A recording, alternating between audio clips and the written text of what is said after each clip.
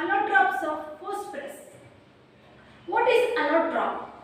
So allotrope is a property exhibited in some elements.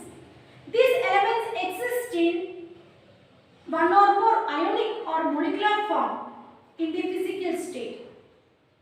So likewise, phosphorus is also an element which exists in the allotropic forms. So we have already studied about the allotropes of carbon. So carbon, it exists in the form of graphite, diamond, fullerenes, nanotubes, graphenes, right? Now, here too the elemental phosphorus, they exist in different forms. So they are white phosphorus or yellow phosphorus, red phosphorus and black phosphorus. Then sometimes phosphorus also exists as scarlet phosphorus and violet phosphorus. So these all are the different elemental forms of phosphorus. That means they all are the allotropes of phosphorus. Fine. Now let us concentrate on the white phosphorus. So another name for white phosphorus is also called as yellow phosphorus. So let us study about the properties of this yellow phosphorus. So yellow phosphorus, they are colorless, they are translucent white waxy solid. So you know the terminology translucent. So translucent are the substance which can pass light through it, but they are not transparent. Yes? So likewise, this white phosphorus is also a translucent white in color or colorless waxy solid. So you know the color of wax, right? So translucent white waxy, the solid is waxy type. And they are insoluble in water and soluble in carbon disulfide. So white phosphorus is insoluble in water, but they are only soluble in carbon disulfide, CS2.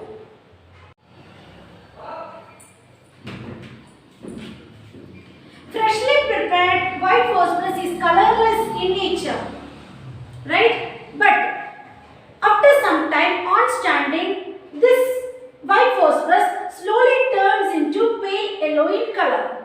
Now what is the reason for the formation of pale yellow color? So that is due to the formation of a red color layer on the white phosphorus. So because of this reason, this white phosphorus is also called as yellow phosphorus. Fine?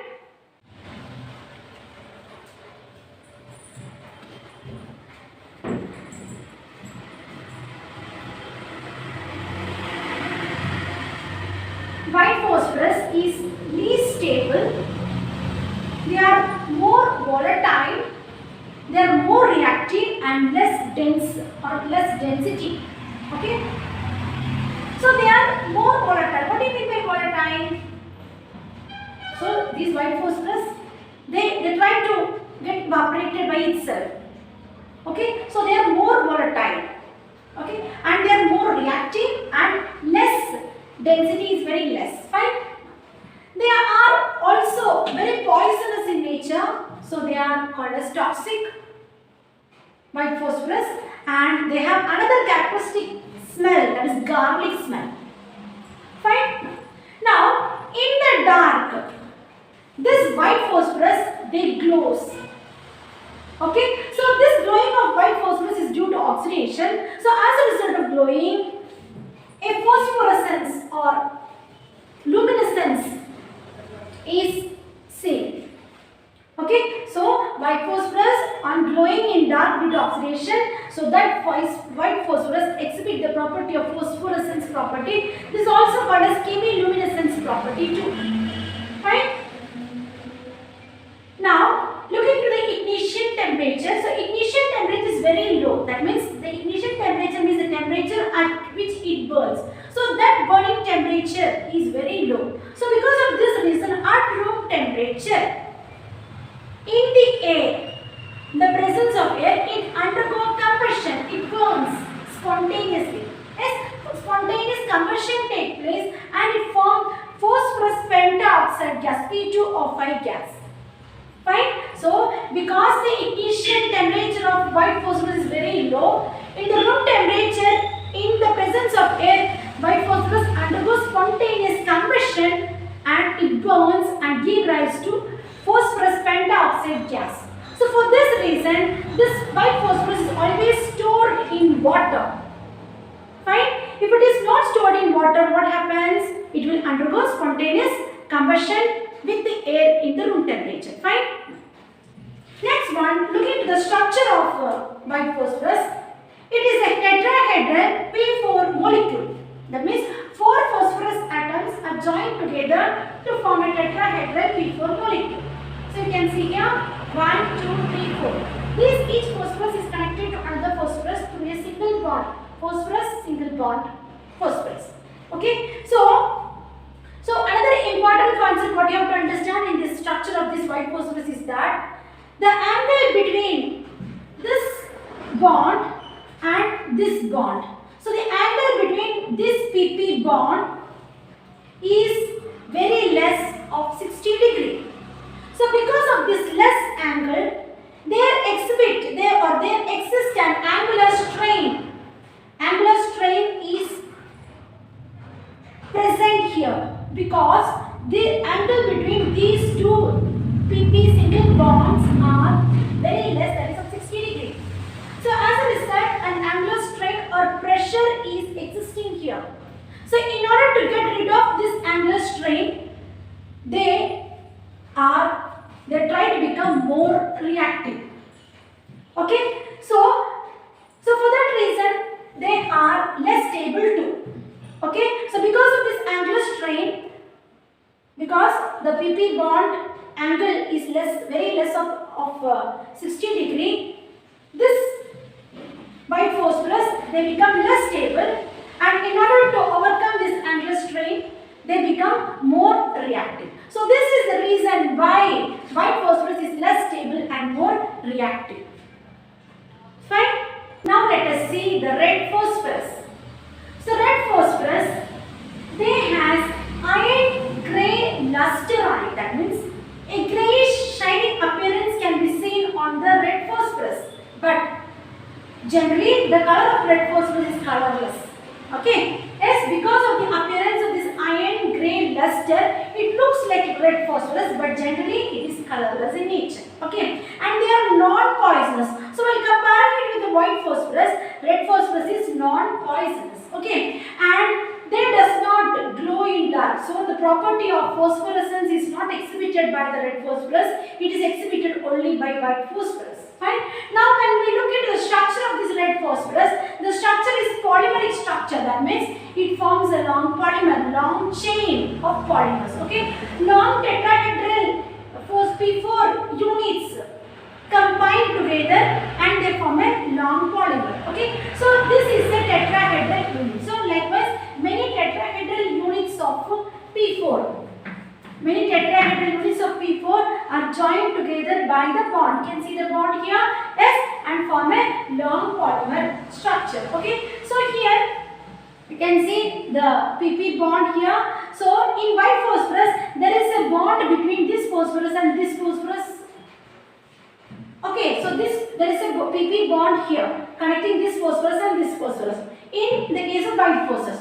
But in the case of red phosphorus, that bond is not seen. Instead, the bond is being existing in between this phosphorus and this phosphorus. So this bond is utilized for the bond formation between the tetrahedral P4 molecules. So likewise, several P4 tetrahedral molecules join together and they give the polymeric structure in the case of red phosphorus. Fine. Now, this white phosphorus, they can be changed or converted into red phosphorus. So how they can be converted into red phosphorus? By heating. Okay. So white phosphorus can be converted into red phosphorus by heating. So how much, to what degree temperature? So at 420 degrees Celsius.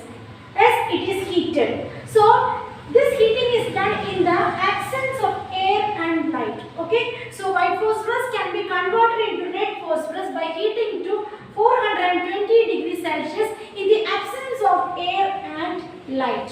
Okay. So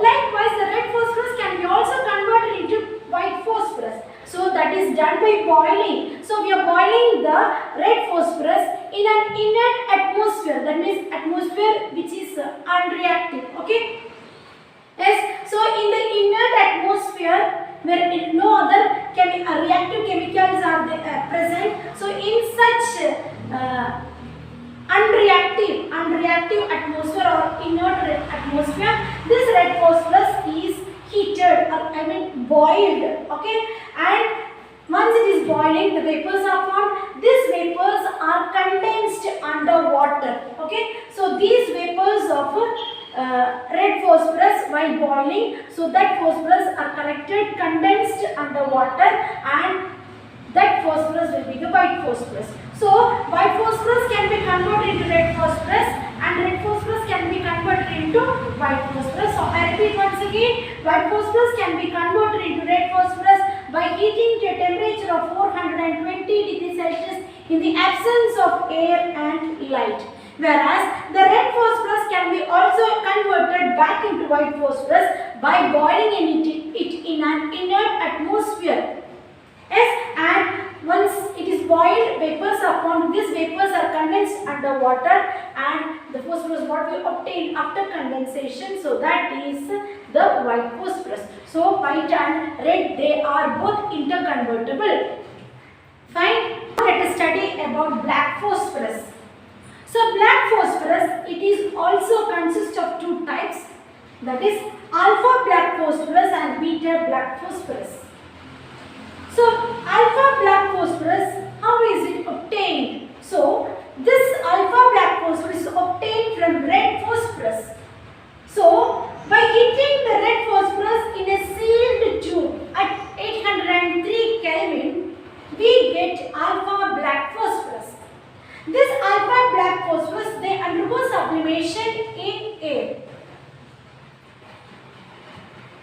So this alpha black phosphorus, they can be obtained from red phosphorus by heating the red phosphorus at 803 Kelvin, and they undergo sublimation in air. That means sublimation means converting from the solid state to gaseous state without undergoing into liquid state.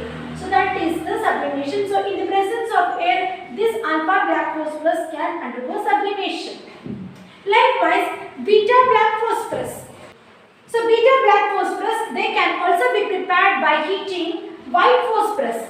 So heating white phosphorus at 473 Kelvin under high pressure, we can prepare beta phosphorus. So when we compare both alpha phosphorus and beta black phosphorus, alpha black phosphorus is obtained from red phosphorus and beta black phosphorus is obtained by heating the white phosphorus. Okay, then. Now let us understand the difference between the white phosphorus and red phosphorus, and this very important question to the examination point of view. So now let us analyze the difference between the two. That is white phosphorus. So we know white phosphorus is translucent. Translucent waxy solid it is, whereas red phosphorus is hard crystalline solid. Fine. And white phosphorus is having the characteristic smell of garlic, whereas red phosphorus doesn't have any smell. It is odorless. Then white phosphorus is toxic in nature. It is highly poisonous, whereas red phosphorus is non-toxic. Then white phosphorus is more reactive, whereas red phosphorus is less reactive. White phosphorus is soluble in carbon disulfide and insoluble in water, whereas red phosphorus is insoluble in both water and carbon disulfide, that is CS2. Fine. And white phosphorus, they exhibit the phosphorescence property, that means glowing in the dark due to oxidation. So that is the phosphorescence property. So that is exhibited by white phosphorus, whereas phosphorescence property is not exhibited by red phosphorus. Then looking at the structure of this white phosphorus, they are tetrahedral P4 molecule it is. Okay, whereas red phosphorus, it is a polymeric form of tetrahedral P4 molecule. Many tetrahedral P4 molecules are linked together and form a polymeric tetrahedral P4 molecule. Fine. And this white phosphorus, they catches fire very soon at the room temperature. Yes. So for that reason, this white phosphorus, they are always stored in water, whereas red phosphorus, they does not catch fire at room temperature. So that's it about the difference between white phosphorus and red